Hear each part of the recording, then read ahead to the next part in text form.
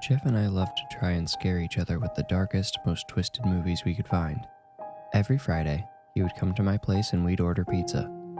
I would supply the movie one week and he would the next. The competition to find the scariest horror film went on for almost 2 years before I lost my taste for the genre. You can call me what you want, Jeff sure does, but I will not ever watch a scary movie again. I'm not going to even try to give some macho excuse about them being cheesy or overplayed. I'll tell you straight up, I am scared.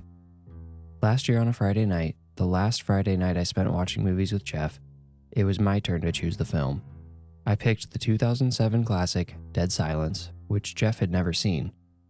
It was one of my favorites and a flick I knew pretty well, so I was surprised when I started to notice something I hadn't before. It started with a shadow in the background of one of the not-so-scary plot-laying scenes. It was just a quick shape of a small man that darted across a wall behind Ryan Quanten's character. I laughed and told Jeff some intern must have run in front of the lights by accident, but he said he didn't notice the shadow.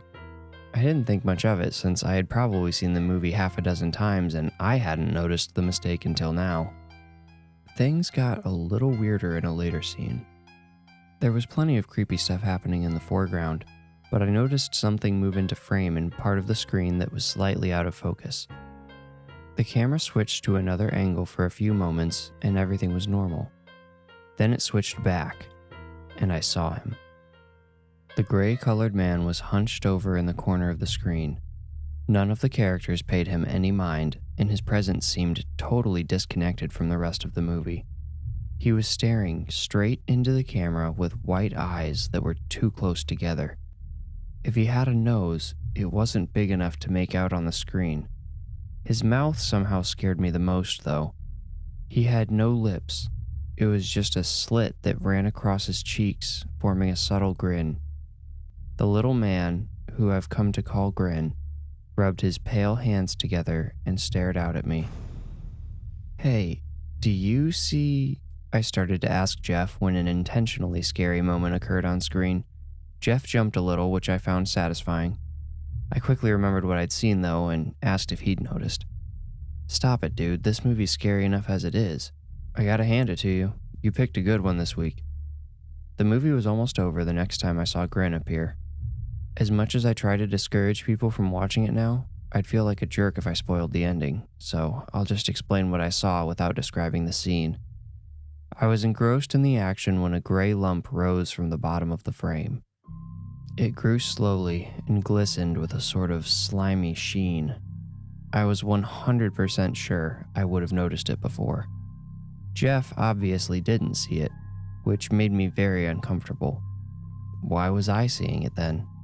The lump continued to move up the screen, and soon I saw those two white eyes rise up to meet mine. A cold sweat broke out on my forehead, and I found myself gripping the edge of the couch. Grin stared at me for a few seconds before dropping out of frame again. A moment later, the final jump scare of the movie happened. Just as it did, I saw Grin jump up and, in what I can only describe as the most realistic 3D effect I've ever seen, he came out of the TV. Jeff and I both jumped at the same time, and I think I let out a yelp. Jeff laughed. He asked, "What's up with you, man? I thought you'd seen this one before." I lied and told him I forgot how the movie ended, that I hadn't seen it in a while. I didn't want him thinking I was crazy. We finished the night, as we always did, leaning on the rail of my balcony and talking about life. The conversation was enough to make me momentarily forget about the movie. Jeff said he should get going, and I turned around to open the glass door. Grin was standing in my living room. He was staring at me and rubbing those cold hands together. I'm not sure how I knew they were cold.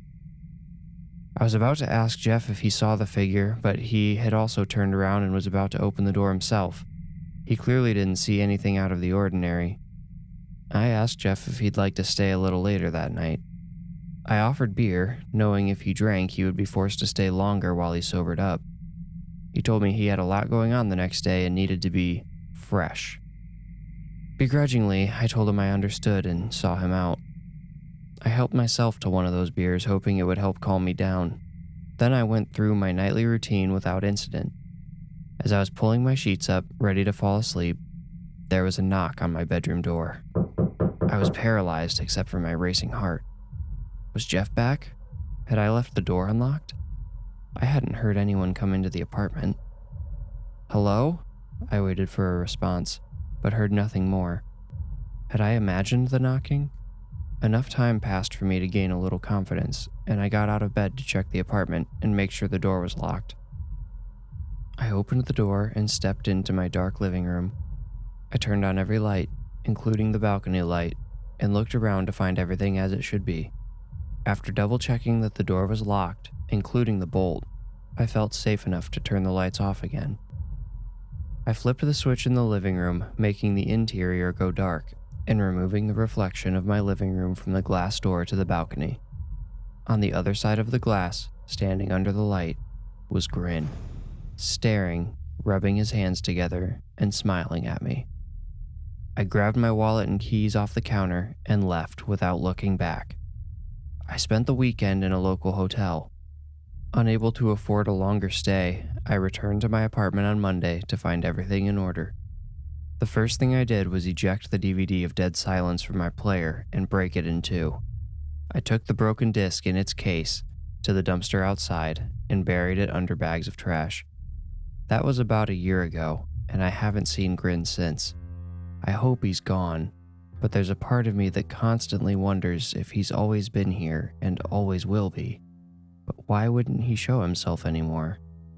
I guess, maybe, he just doesn't want me to leave again.